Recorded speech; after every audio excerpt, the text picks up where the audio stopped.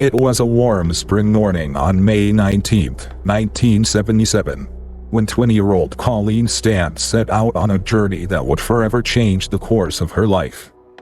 With a thumb outstretched and a bag slung over her shoulder, she left her home in Eugene, Oregon, bound for Westwood, California, where a friend awaited her for a birthday celebration. Colleen was no stranger to the open road, an experienced hitchhiker, cautious but confident. Along the long ribbon of Interstate 5 near Red Bluff, a blue van slowed to a stop. Inside sat a man and a woman, their infant nestled in the back seat. Colleen, having already turned down 2 other rides that morning, saw the family and felt a sense of ease. The presence of a mother and child felt like a sign. This ride, she thought, was safe. As they continued down the highway, the van pulled into a gas station. Colleen stepped out to use the restroom, and in the stillness of that moment, a strange chill brushed over her. Later, she would recall how an inner voice, urgent and trembling, whispered to her, "Run. Get away now, don't look back." But she quieted her fear, reassured by the peaceful image of a mother and child, and returned to the van. 10 minutes later, things took a sinister turn. The driver, a man named Cameron Hooker, veered off the main road, mumbling something about exploring nearby caves. The woman, Janice, his wife, took the baby and wandered down toward a lake, laughing and playing as if nothing were amiss. Then, without warning, the air turned cold. Cameron slipped into the back seat. A blade flashed in the dim light. He pressed it to Colleen's throat, and in a breath, the illusion shattered. He bound her hands and brought forth a strange contraption, a wooden box, designed with cruel precision. He lowered it over her head, sealing her in darkness. No light, no sound. Colleen Stan had vanished from the world as she knew it, swallowed by a nightmare that would soon stretch on for years. Colleen Stan, referred to as the girl in the box, is known as the victim of one of the most disturbing and infamous kidnapping cases in modern American history. Beyond the road and the blue van, into the shadows of captivity, time warped and cruelty reigned. On the very first night of her abduction, Colleen Stan's nightmare began in earnest. Stripped of all certainty, she was strung up by her wrists, suspended in the dark. Pain greeted her like a ritual. Cameron Hooker, striking her, testing her will. Blindfolded and unable to move, she hung above the floor like a broken marionette, while below her, Cameron and his wife Janice engaged in a twisted display of power, using her suffering as a backdrop for their desires. From that moment forward, Colleen was no longer just a captive. She was a possession. For 23 hours each day, she was confined inside a coffin-like wooden box. It was small, suffocating, lightless. Only for a single hour would she be released, only to be used, commanded, or tormented. Time lost its meaning in that dark place. And there it was, beneath the captor's bed, that a grim photo stared back at her. A smiling face propped against her own purse. It was Marie Elizabeth Spanake, another young woman who had vanished years earlier. Her body was never found. Cameron wove an elaborate and terrifying fiction to trap Colleen's mind as tightly as her body. He told her of a secret, all-seeing organization called the Company, a powerful syndicate, he said, that watched her every move and would unleash unspeakable horrors upon her and her loved ones, should she disobey or try to flee. The threat of torture, of her family being mutilated or killed, loomed over her like a noose. Then came the contract, a page of lies made real through fear.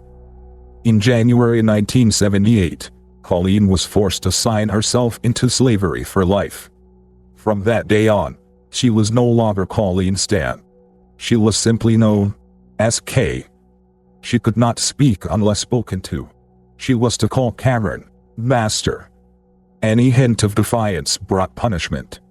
Any moment of silence brought dread. Cameron had a twisted fantasy. He wanted a perfect, obedient slave. Though he claimed fidelity to his wife prevented him from vaginal intercourse with Colleen, his actions defied his words. He violated her with objects, inflicted pain with cold calculation, and used her body as a canvas for his perverse control. When the hookers moved into a mobile home in Red Bluff, Colleen came with them, not as a guest, but as a ghost. Hidden beneath their waterbed, locked in a wooden prison, she remained unseen. She was even there beneath the very floor when Janice gave birth to their second child on the bed above her. Yet, somehow, Colleen endured. She clung to faith in God and fragile hope of freedom. Her terror of the company was so complete, so deeply rooted, that even when granted small freedoms, like jogging in the yard, babysitting the hooker's children, or helping Cameron build what he ominously called better accommodations, she made no attempt to escape. The phone was there. Neighbors were close. The front door was often unlocked. But her mind remained caged by the lies she had been made to believe. In 1981, in a moment that defies understanding, Colleen was even permitted to visit her family. Alone. Her sudden appearance startled them. She wore homemade clothes, carried no money, and her silence over the years had worried them to the point of despair. Still, they were gentle. They asked few questions. Her strange behavior made them think she might be in a cult. The very next day, she returned for a second visit. This time with Cameron, who posed as her boyfriend. In a photo taken during that visit, Colleen is seen smiling. The man who had enslaved her stood beside her, grinning. It was a mask over a nightmare. But Cameron grew uneasy. He believed he had let his captive stray too far from the leash. So he brought her back, locking her once again in the box under the waterbed. There she remained for the next 3 years, 23 hours a day, every day. She relieved herself in a bedpan using only her feet. She ate scraps, and even at night, when the children went to sleep, the monster would lift the lid once more, not to set her free, but to feed and torture her. And through it all, the box stayed silent, as did Colleen. The world outside went on, unaware that beneath a suburban bed, a young woman lay waiting, hoping for a day when the nightmare might end. In 1983, 6 long years had passed since Colleen Stan first disappeared from the side of the highway. To the outside world, she was a quiet young woman who suddenly re-emerged into society, meeting neighbors, playing with the hooker's children, and even taking a job as a motel maid. But beneath this carefully constructed facade was a story more twisted than anyone could imagine. Inside the Hooker home, something was shifting. Cameron Hooker, the man who had kept Colleen enslaved in a wooden box for nearly a decade, had developed a new fantasy. He wanted to make Colleen his second wife. For Janice Hooker, this was the breaking point. Janice had secrets of her own. From the very beginning of her relationship with Cameron, starting with their first date, she too had been subjected to brutal abuse. Years of being tortured, brainwashed, and demeaned as a whore had pushed her into a survival state of denial and compartmentalization. Now, Janice had had enough. In August 1984, Janice approached Colleen with a quiet confession. The terrifying organization known as the Company, the very myth that had kept Colleen from escaping all those years, was a lie. Cameron had made it up. Still, Janice insisted the organization itself might exist, in some distant form. But the threat to Colleen's life and family? Fabricated. A tool of control. With the psychological chains finally broken, Colleen did something unimaginable. She would leave the Hooker home. She walked to a bus station and, in a final twist of power, picked up the phone and called Cameron Hooker. Calmly, she told him she was leaving. Hooker, the man who had tormented her for years, reportedly broke down in tears. Then, Colleen boarded a bus and went home. Yet, even after her escape, the trauma lingered. She didn't go to the police. Not right away. Instead, she kept in touch with Cameron by phone. At trial, she was later explained that Janice had asked her to forgive him and give him a chance to change.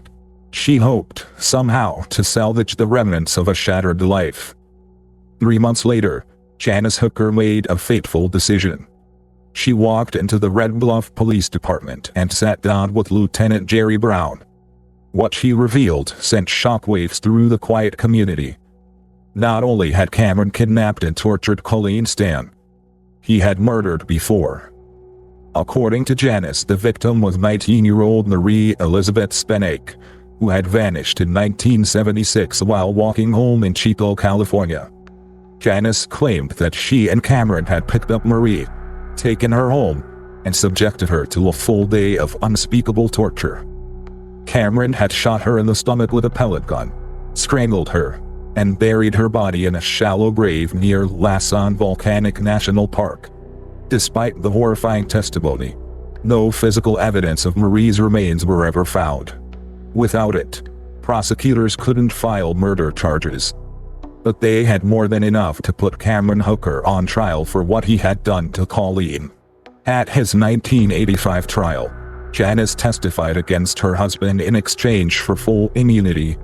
The prosecution called in forensic psychologist Dr. Chris Hatcher to paint a picture of a sadistic, calculating mind.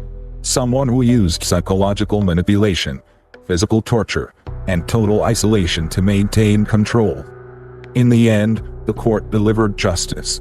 Cameron Hooker was convicted on multiple counts of sexual assault, kidnapping, and the use of a deadly weapon. He received a staggering 104-year sentence. Originally ineligible for parole until 2023, Hooker became eligible early under California's elderly parole program and had a hearing moved up to 2015. The result: his parole was denied. But the story wasn't over. In 2021, amid the COVID-19 pandemic, state officials contacted Colleen again. They were reevaluating Hooker's status. There was talk of parole, real concern that he might walk free. But instead of another parole hearing, Hooker was sent for psychiatric evaluation. The conclusion was clear. Cameron Hooker was deemed a sexually violent predator.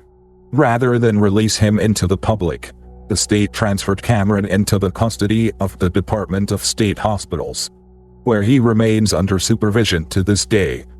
It was a case that began with a hitchhiker and a van, but behind the headlines and courtroom drama, it was about power, survival, and the unimaginable strength of a woman who lived to tell the tale. Today, Colleen Stan lives not as a victim, but as a survivor. A woman who endured unthinkable darkness and chose to step back into the light. After escaping the nightmare that consumed 7 years of her life, Colleen didn't just survive, she rebuilt, brick by brick. She pierced together a new life, far from the confines of the wooden box and the lies that held her prisoner. She made her home in California, where freedom was no longer an abstract idea, but a quiet daily reality. Love, once twisted into control, has returned to her in its truest form. Colleen has a family, and through the scars of her past remains, she has refused to let them define her. Instead, she has used her experience to reach out to others. Women trapped in cycles of abuse. Women searching for a way out, offering them the hope and the resilience that once seemed so far from reach. Her exact location remains private.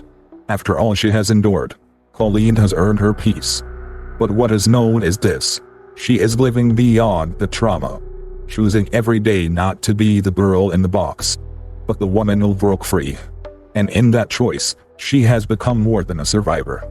She has become a symbol of strength. Janice Hooker's story is a tangled web of complicity, victimhood, and redemption. For years she stood silently beside Cameron, helping to conceal the horrific captivity of Colleen.